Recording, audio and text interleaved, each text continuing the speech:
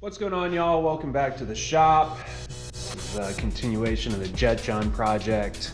And today I'm doing a little bit of fabrication.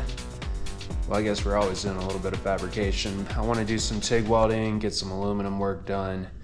I don't know the right name for these, so I'm just gonna make one up. I'm gonna make some buoyancy pods for the back of the boat because the weight capacity on this little 1232 is not that great. It says like, I don't know, 300 pounds, 455 max with a motor and gear. Kind of crazy. I don't think that's gonna really do us much any good if we can only have 455 pounds in the boat, considering I weigh at least 210.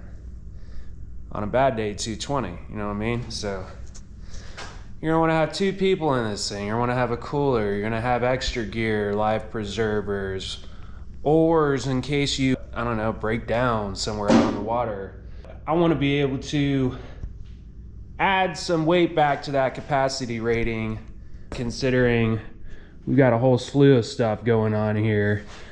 Not only the motor, but tanks. I might do a dual tank setup, which would turn this from 9 gallons into 18.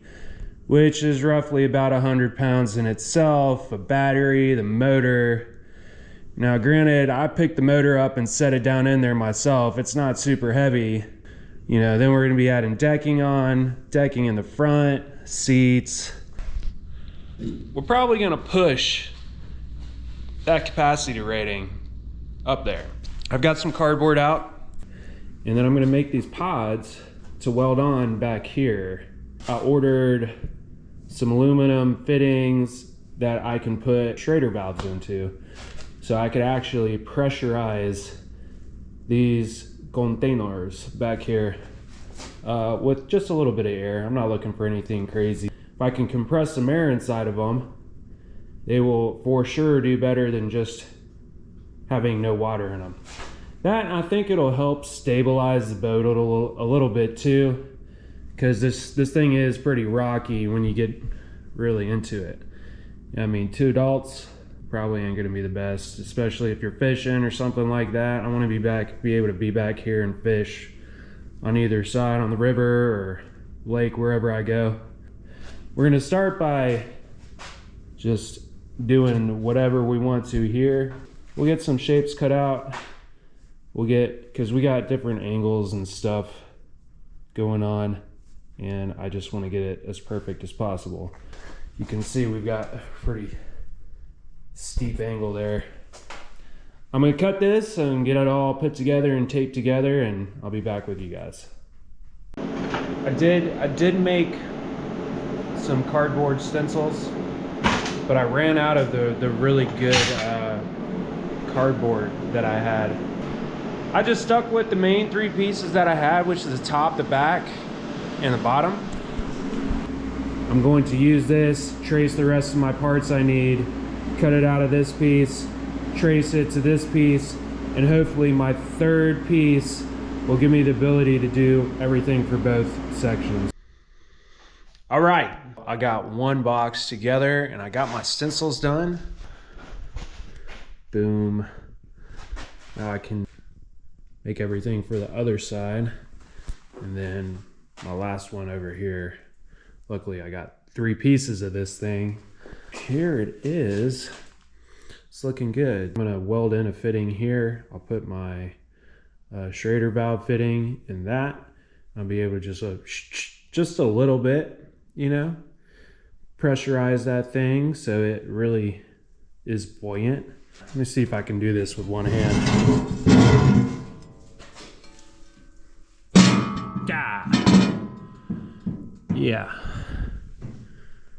Yeah, it'll look something like that. But you know, fit in closer so we're not dragging on the side there. And I will duplicate this, but turn it inside out for the other side. Or I don't know what you would call that. Actually, I'm just gonna flip everything over and it'll give me the exact same box for the other side. That'll be pretty cool. I'm really looking forward to this because, like I said, I am not a TIG welder whatsoever. It's the first aluminum TIG welding I've ever really done, period. And I'm pretty proud of what we do have. There's a lot of good welds. Then there's a lot of not good welds.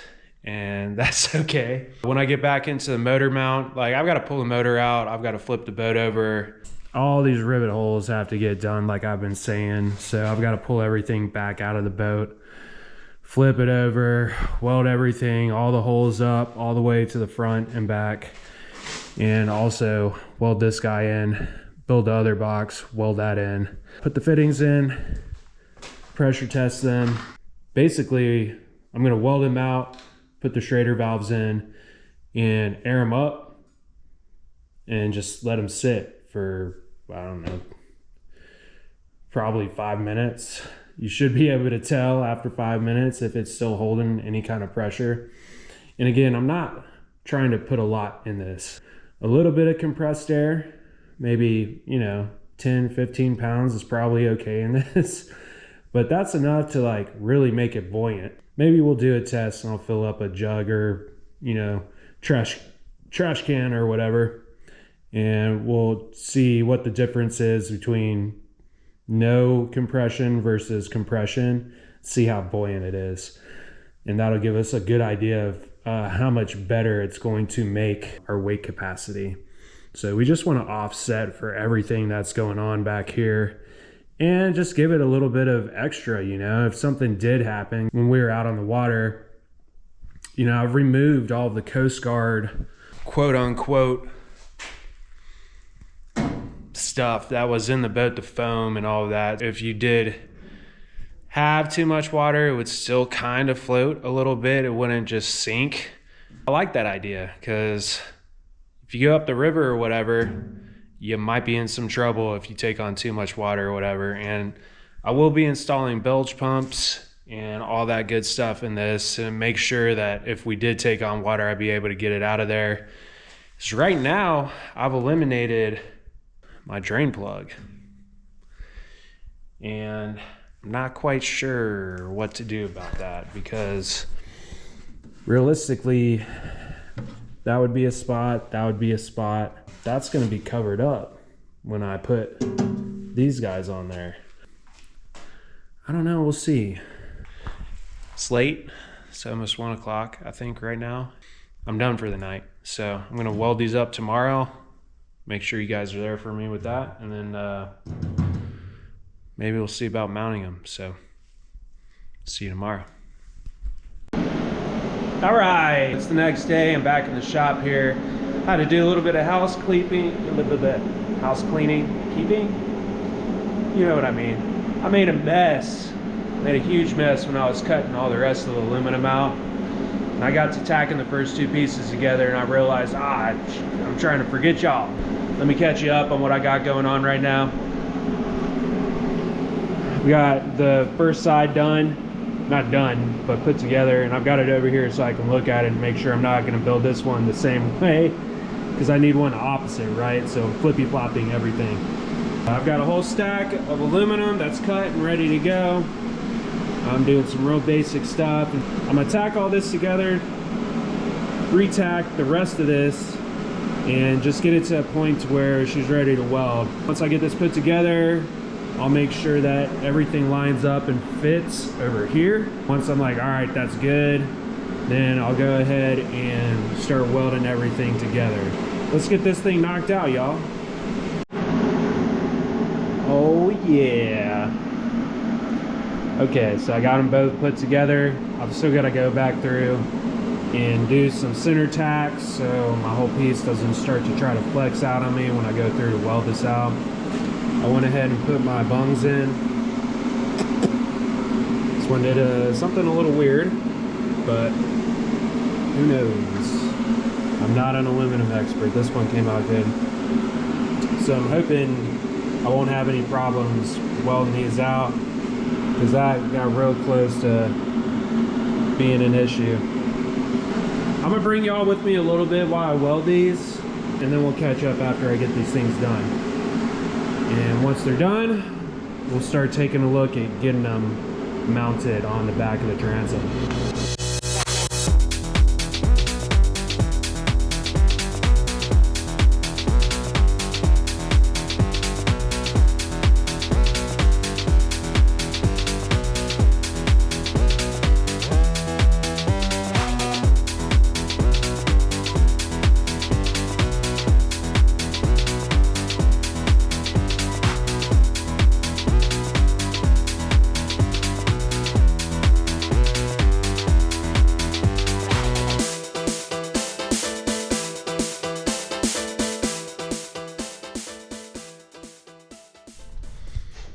Okay, so in the excitement of things, last night I forgot to do any more filming.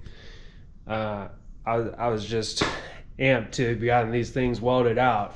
And I meant to bring the camera inside with me when I went to do the actual pressure testing on these things. I left y'all out in the garage. I put a little pressure in them. I took them inside. I filled up the bathtub and I checked them in the bathtub. They held pressure, didn't show any bubbling or anything like that while they were underwater. And one of them did show a little more resistance and buoyancy to the other, but it wasn't really much. I never see people put pressure in these. Usually there's just a plug. So honestly, I'm probably just gonna put some plugs back in them, just leave it at that, and they'll be airtight and they'll be just as good as they would be if there was a little bit of pressure in them. But take a look and see what I got anyway here.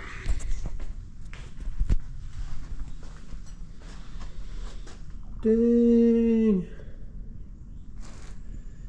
It really almost looks like I know what I'm doing here,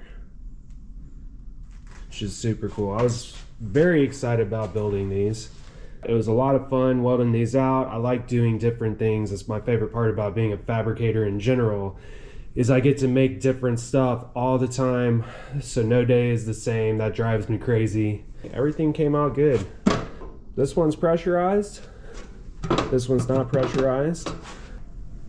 I left this one overnight like this and it is perfect. It's at the same exact pressure. Like I said, when I put them in the water, you could not tell between the two, pushing them down. And this has only got like 5 to 10 PSI.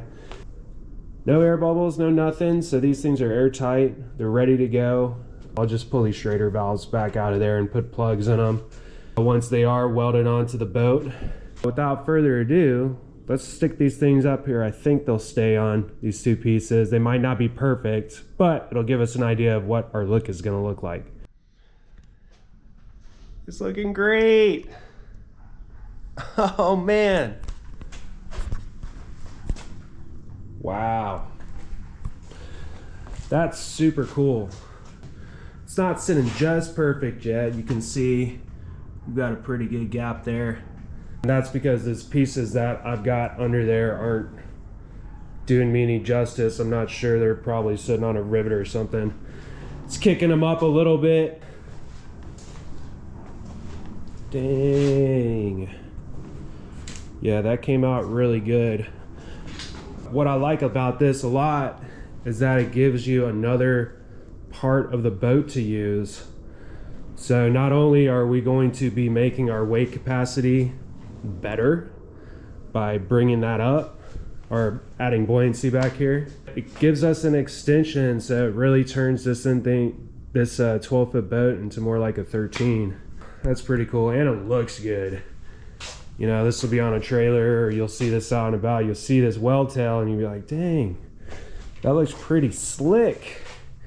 And then I'll come back and put hydro turf on the top of this to give that an even better look. If there's any ugly looking anything back here, which there's not really, maybe this, but I have to clean that up. I'm sure that looks fine.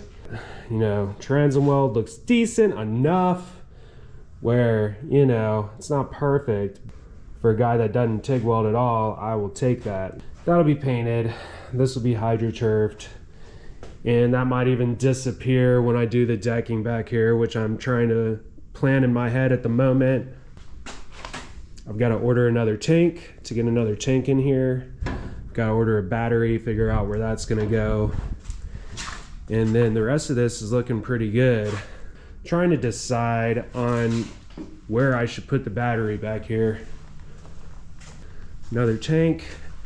I could maybe put the battery in this hole. Possibly. Then if I do, I would have to figure out how to incorporate that into the hatch assembly, which is going to be a little difficult because right now I'm thinking I'm going to have a crossbar here and then probably one and one in the back maybe, or definitely crossbar back, and then I'm going to have at least 2 main frames going to the back. I'm not sure. I still have to do the mounting straps in here. I'll have to do the mounting straps over there with that tank. And once that's in there, I still have to figure out the exhaust coming back, which I just need to go pick up some material so I can make my mount. It's probably going to go through right here. So I no longer have the capability of running it down to there. Fortunately, it's going to be open, but that'll be all right. So this thing will stand up like this. I've got to make a mount for this box here, which looks like it's going to need to be up a little bit, which is fine. I'll get that worked out. But I've got enough of this exhaust tubing and plumbing that I should be able to mock up anything I need to. So if I need to move that box, I can. Any of that, I can. That's what it has to be. That's what it has to be. I'm all right with it. Right now, I'm just trying to decide, should that battery go over there? Maybe I cut a hatch opening here.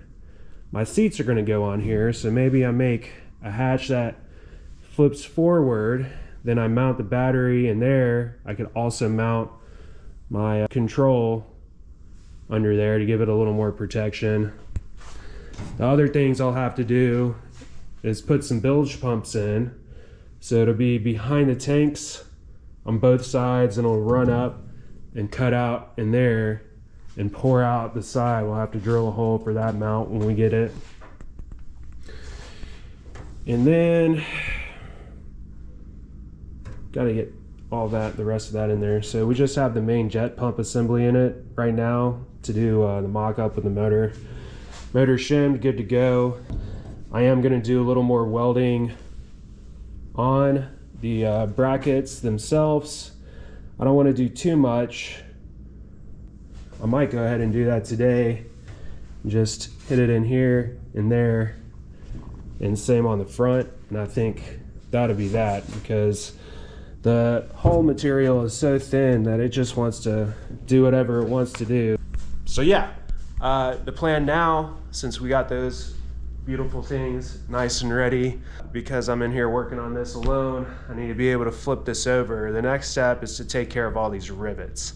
It's lame, I hate to do it, but it's got to be done. And the other thing I'm worried about are the cross braces are riveted in, and the possibility of those breaking and coming out are pretty high. So I'm going to see if I can just take the paint off one and weld it in position. If I can just weld that rivet in place right then and there, I'm going to do that to all the rest of them, besides all the rivet holes that I've got to fill back in. I'm going to go ahead and take the motor back out, take the tanks out, take everything off of it, out of it that I can, so it's just as light as possible. Let's get into that. Come on, let's go.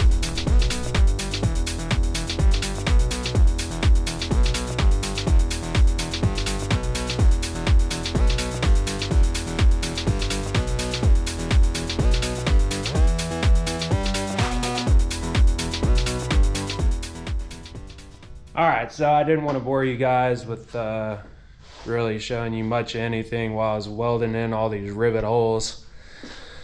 Really not exciting stuff. It took way more time than I thought it was going to take, probably 3 hours or so. So you really didn't want to see any of that. Take a look at what I got so far, I guess. Ooh. Ooh. So it was a lot. What, 5, 6, 11 there? 10. 1, 2, 3, 4, 5, 6, 7. So there's a decent amount, you know, all the way down the side. Then you got these couple up here, which weren't bad. That turns out to be cast aluminum also. That was actually stupid hard to weld. Blasted it in with the spool gun. Then I've come back through and re-welded with the TIG. It should be all right. I lined it back up with the 2 rivet holes that were there. So when I flip this thing back over, I'll go back in, re-weld those. But the idea also is every single one of these spot welds for the rivets I've built up on the outside. So when I go flip this over, I'm gonna go back on the inside and re-hit all of these. And hopefully I don't have to use any filler rod. I'll just zap it with the TIG torch and it will do everything I want it to do. Now that I got all these handled, is really, I really didn't want to do this. This is probably the least fun part about this whole thing. I know I was talking to you about the other rivets. I did go ahead and try to weld in over the top of the cap of the rivets that still exist. Didn't go great. Takes a lot of heat to burn those down. I'm fighting paint that's, you know, around the edges that I can't get out. It's warping it more than I want to risk because, you know, there's 6, 6, 6, 6, you know, what is that, 24? 18, no, 24. There's 4 rows. So that's 24, 48, and then 2, 4, 6, 8, 10, 12, 14, 16, 32, 64 across the way there. And I just know that'll take me a whole lot of time that I don't care to spend on this. I'm just gonna have to risk it. If I blow off one of these rivets on the river, hopefully the bilge pumps will protect me from sinking. Otherwise, this thing has taken a beating before and it hasn't messed up any of the rivets. And I'm just gonna let it roll. So we're just gonna continue making sure that there aren't any holes left in this. Now that this is done, once I flip it over and do the inside, I'll actually be able to start building the rest of this boat out, which is what I'm really excited for. So I do need to pick up a piece for the exhaust. Now that this is done, once I flip it over and do the inside, I'll actually be able to start building the rest of this boat out, which is what I'm really excited for. So I do need to pick up a piece for the exhaust, but other than that, I think we'll really be able to start making some serious progress on this, and hopefully in a couple episodes here we'll be out testing it on the water. Really, we should be doing that sooner than later. So once I get the main bench mounted, I'm gonna go ahead and work on the controls. I'll get all the controls done and all that good stuff so this thing could actually operate and be functional.